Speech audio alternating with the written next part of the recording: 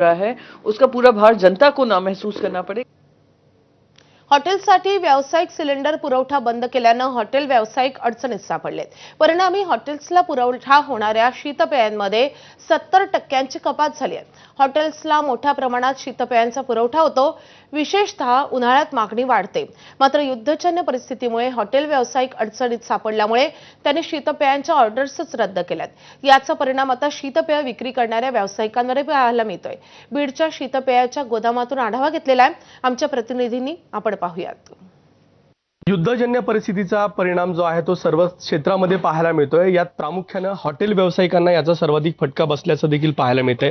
अशामध्येच हॉटेलमध्ये जी काही cold drink supply केली जातात त्याच्यावरती देखील कुठेतरी ब्रेक लागल्याचं सांगितलं जात आहे, कारण की बहुतांश हॉटेल्समध्ये गॅस सिलेंडर उपलब्ध नसल्यानं हॉटेल चालकांनी हॉटेल बंद करण्याचा निर्णय घेतलेला आहे। त्यासोबत या ठिकाणचे व्यापारी आहेत, त्यांना विचारत की नेमका याचा काय परिणाम झालाय, कशा स्वरूपाचा परिणाम आहे, कोल्ड्रिंक्स ज्या प्रमाणात हॉटेलला पुरवता त्याच्यामध्ये नेमका काय फरक पडलाय। बीड जिल्ह्यातल्या सर्व हॉटेल्समध्ये आम्ही 90% हॉटेलमध्ये कोल्ड्रिंक पुरवतो। हे 2-3 दिवसात एक तर सगळ्यात महत्त्वाचा गॅस नसल्यामुळं हॉटेल्स बंद झालेले आहेत। 50% तर बीड जिल्ह्यात हॉटेल बंद झालेत। अजून जरी 2-4 दिवस युद्ध चालू राहिलं तर 100% हॉटेल बंद पडतील।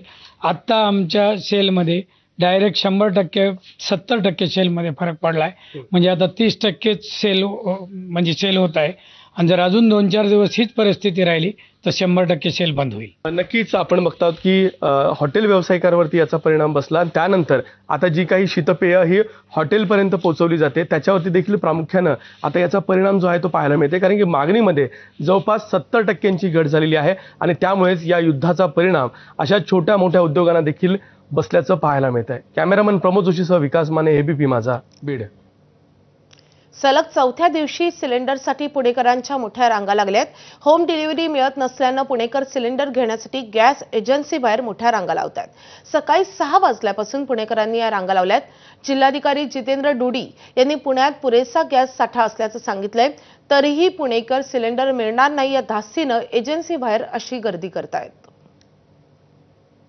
एलपीजी गॅसचा तुटवडा मोठ्या प्रमाणात जाणवत असल्यामुळे पुण्यातल्या या पर्वती जलकेंद्र जे आहे त्याच्या बाहेर भारत गॅसची जी एजन्सी आहे त्या एजन्सी बाहेर 1 किलोमीटरची या सगळ्या पुणेकरांची रांग आपल्याला पाहायला मिळते। जो आखाती देशात जे युद्ध सुरू आहे त्या युद्धाचा फटका भारताला बसला आणि त्याच्यानंतर एलपीजी गॅसचा जो पुरवठा आहे तो भारतात कमी प्रमाणात होतोय आणि त्याचा फटका पुणेकरांना देखील जाणवतोय। बघितलं तर सलग चौथ्या दिवशी सगळे पुणेकर हे आपापल्या घरचे सिलेंडर्स घेऊन या ठिकाणी आले आहेत आणि अर्थातच आमचं बुकिंग झालंय, आम्हाला आता सिलेंडर द्या अशी मागणी आहे। हे सगळे पुणेकर करताना दिसत आहेत। किती वाजता आलेत दादा? सकाळी 8 वाजता आलोय, पावणे 8 वाजता। काय काय सांगण्यात येतं? होम डिलिव्हरी बंद केलेली आहे, तुम्ही इथे या, इथे सिलेंडर घेऊन या, त्यानंतर तुम्हाला सिलेंडर मिळेल एवढंच सांगण्यात येतं? एवढंच सांगण्यात येते, बाकी काही नाही। इथे यायचं, सिलेंडर घ्यायचा, 2-2, 3-3 तास लाईनमध्ये थांबचे लोक माझ्या आधी सकाळी 6 वाजल्यापासून आलेली आहेत। ही 1 किलोमीटरची पूर्ण जेव्हा मी आलो पहिल्यांदा तेव्हा माझा नंबर मागे तो बस स्टॉप आहे, त्या बस स्टॉपच्या मागे नंबर होता। आता 2 तासानंतर हळूहळू पुढे पुढे घेऊन आता माझा नंबर इथे आलेला आहे। 4 दिवस अशीच रांग आहे, आम्ही 2 लाईनी लावलेल्या आहेत आणि नियोजन चांगलं आहे, सिलेंडर देतो प्रत्येकाला, पण लोक घाई गडबड करतात। काही लोकांना वाटतं की सिलेंडर मिळणार नाही, ते 8-8 दिवसांनी परत येतात परत, त्याच्यामुळे जास्त गर्दी वाढली आहे। त्याच्यामुळे आम्ही चेक करून सर्वांना सिलेंडर देतोय। जितेंद्र डुडी यांनी एक पत्रकार परिषद घेतली आणि त्यात गॅस तुटवडा नाही पुण्यात, त्यामुळे पुणेकरांनी अशा एजन्सीच्या बाहेर गर्दी करू नका असं आवाहन केलंय। मात्र तरीही पुणेकर एजन्सीच्या बाहेर भीतीपोटी का होईना तर गर्दी करताना दिसत आहेत। सकाळी 6 वाजेपासून अनेक पुणेकर या ठिकाणी येऊन रांगा लावताना दिसत आहेत। कॅमेरामन अमोल गवाळेसह शिवानी पांढरे, एबीपी माझा, पुणे। पुण्याप्रमाणेच तिकडे ग्रामीण भागात यवतमाळ जिल्ह्यातल्या आर्णीमध्ये गॅस सिलेंडर घेण्यासाठी सकाळपासून एजन्सी समोर ग्राहक गर्दी करतायत। घरगुती गॅस सिलेंडरची मर्यादा 45 दिवसांची केल्यानं 1 सिलेंडर असलेले ग्राहक सिलेंडर घेण्यासाठी रांगा लावतायत।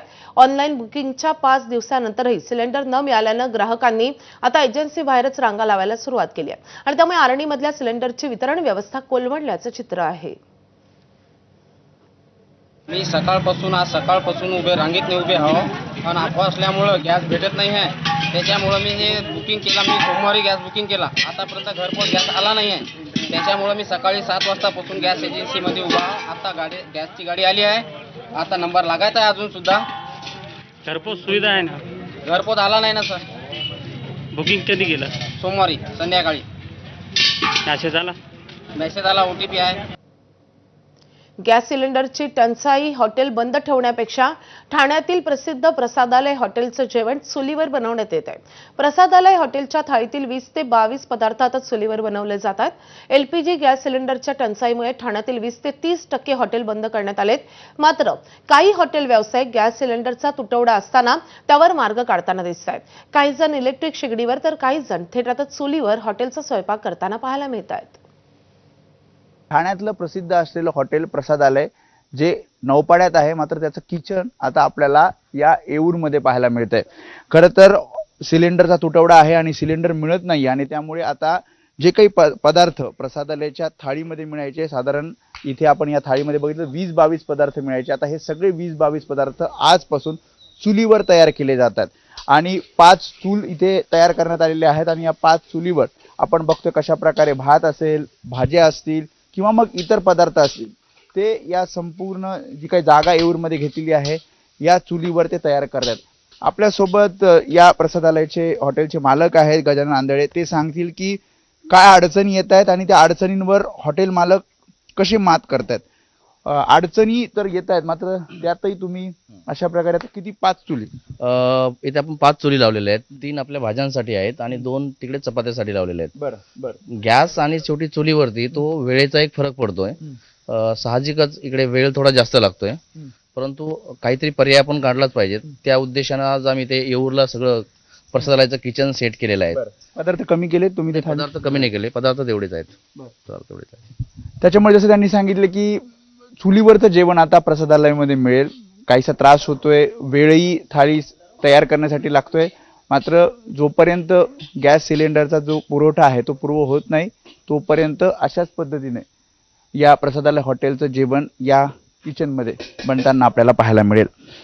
कॅमेरामॅन विनय राजभरसह मी वेदांत नेब, ABP माझा, ठाणे. तिकडे कोल्हापूरच्या भुदरगड तालुक्यातल्या पिंपळगावमध्ये तब्बल 7 वर्षांनी लक्ष्मीची यात्रा होतीये. 16 तारखेपासून 20 तारखेपर्यंत ही यात्रा आहे. मात्र घरगुती गॅस सिलेंडर मिळण्याची मुदत 45 दिवस केल्यानं गावकऱ्यांसमोर मोठं संकट उभं ठाकलंय. यात्रेच्या 5 दिवसांमध्ये भाविक आणि नातेवाईक मोठ्या संख्येनं गावामध्ये येतात. मात्र यात्रेच्या काळात सिलेंडरचा पुरवठा 45 दिवसांनी होत असल्यानं यात्रेचं जेवण करायचं तरी कसं, असा मोठा प्रश्न या गावकऱ्यांसमोर आहे. मला सांगा, 45 दिवसानंतर आता ही सिलेंडर मिळणार आहे, यात्रा नेमकी कशी करणार आहे? नाही, यात्रा करणं सर्वसामान्य माणसांच्या आता अडचणीचं झालेलं आहे. गेली 7 वर्षानंतर पिंपळगावातली लक्ष्मीची यात्रा होते. ही परंपरा चालत आलेली शेकडो वर्षानंतर सुद्धा. आणि आज आपल्याला सिलेंडर शासन म्हणते की 45 दिवसानंतर बुक करा, पण बुकिंग केल्यानंतर सुद्धा सिलेंडर मिळणार कठीण आहे. आपल्याला जर सिलेंडर मिळाले नाही, कारण मुंबई, कोल्हापूरकर, पुणेकर, सर्व महाराष्ट्रातले लोक या यात्रेला येत असतात. कमीत कमी 2.5 ते 3 लाख लोकांची ही यात्रा भरते. माझी जिल्हाधिकाऱ्यांना विनंती आहे की आपण ताबडतोब ह्याच्यामध्ये तात्काळ लक्ष घालून आम्हाला सिलेंडरची व्यवस्था करावी. एका सिलेंडरवर आम्ही शक्यतो यात्रा करणं मुश्किलच आहे, कारण प्रत्येकाच्या घरीच काही डबल कनेक्शन असतं असं नाही. सर्वसामान्य लोकांच्या घरी सिंगल कनेक्शन आहे.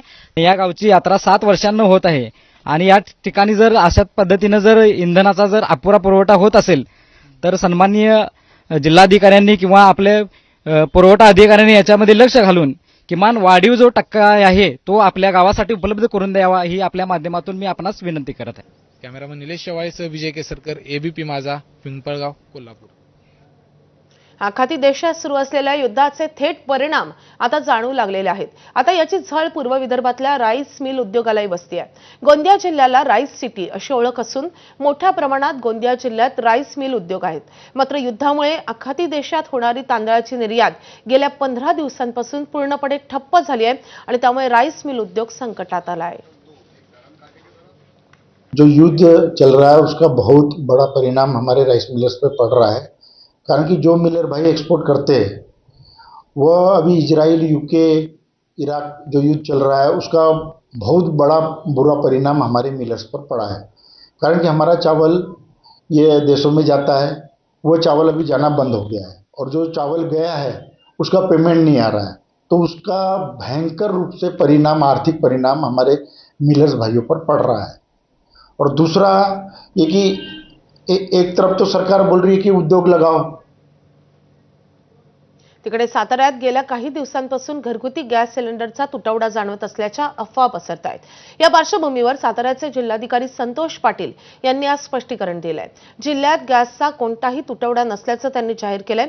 सध्या मागणीच्या तुलनेत पुरेसा साठा उपलब्ध असून पुरवठा साखळी सुरळीत असल्याचं जिल्हाधिकारी संतोष पाटील यांनी नमूद केलंय। आढावा घेतल्यानंतर असं निदर्शनास येते की सर्वसाधारणपणे सातारा जिल्ह्यामध्ये घरगुती गॅसचा दररोजचा खप जो आहे तो साधारणतः 20,000 सिलेंडरचा आहे। मागील 5-7 दिवसामध्ये सप्लाय चेनचा जर आपण आढावा घेतला तर 20,000 पेक्षा पर डे जास्त सिलेंडर वितरण करण्यात येत आहे। त्यामुळे मागील 4-5 महिन्यामध्ये जेवढा खप आहे तेवढाच खप आजही चालू आहे। त्याच्यामुळे कुठेही शॉर्टेज सप्लाय साईडला नाहीये। या बातम्यांसोबतच या बुलेटिनमध्ये वेळ झालेली आहे। एका छोट्याशा ब्रेकची कुठेही जाऊ नका, पाहत राहा एबीपी माझा।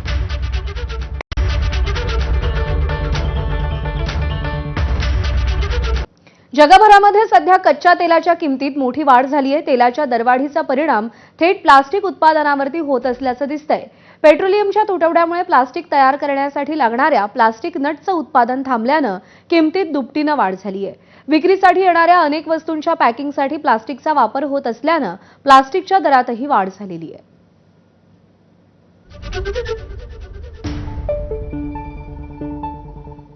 आणि युद्धजन्य परिस्थितीचा परिणाम आता मनोरंजन क्षेत्रावरही दिसू लागलाय।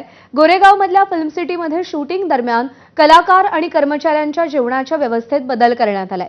इंधन तुटवड्यामुळे पोळीऐवजी पाव देण्याचा निर्णय काही सेटवर घेतल्याची माहिती आहे। दररोज मोठ्या संख्येने कलाकार, कर्मचारी आणि तंत्रज्ञ उपस्थित असतात, त्यामुळे जेवणाची मोठी व्यवस्था केली जाते। मात्र इंधनाचा तुटवडा कायम राहिला तर जेवणातील पदार्थही कमी करावे लागू शकतात, अशी चर्चा सध्या सुरू आहे।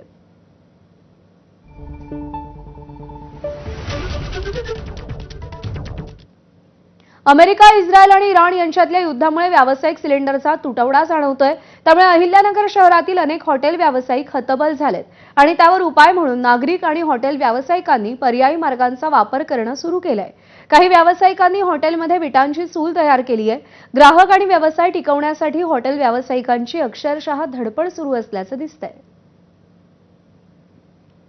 मग आता काय करायचं, मग करावं लागतं चुलीवर आणि येतात कस्टमर येतात दवाखान्याचं, मग त्याला द्यावं लागतं ना। मग आता नाही देऊन ते सेवा करावंच लागते त्यांची। हे आता तिकडे युद्ध चालू आहे ना, त्याच्यामुळे मग इकडे सगळीकडे गॅस बंद झाले, त्यांचे दोन पुढे गॅस मिळत नाही। पण आता हे 5-7 दिवस झाला आम्ही चुली 2 दिवस होता गॅस, तर आता चुलीवर आलेलो, पण चुलीवर बी काही सरपण वेळ मिळत नाही। मिळालं तरी थोडं बोललं असं मिळतं, तरी बी आम्ही आता व्यवसाय करतोय। कारण का की बंद ठेवून महिला वर्ग आहे आमच्याकडे, किंवा इथं जवळपास 10-12 हॉस्पिटल आहे, त्या पेशंटला जेवण किंवा पेशंट जेवण लागतंच, मग ते आम्ही द्यायचा प्रयत्न करतोय। परवडत नाही, पण एक सेवा म्हणून सध्या काम चालू आहे आमचं। नाशिक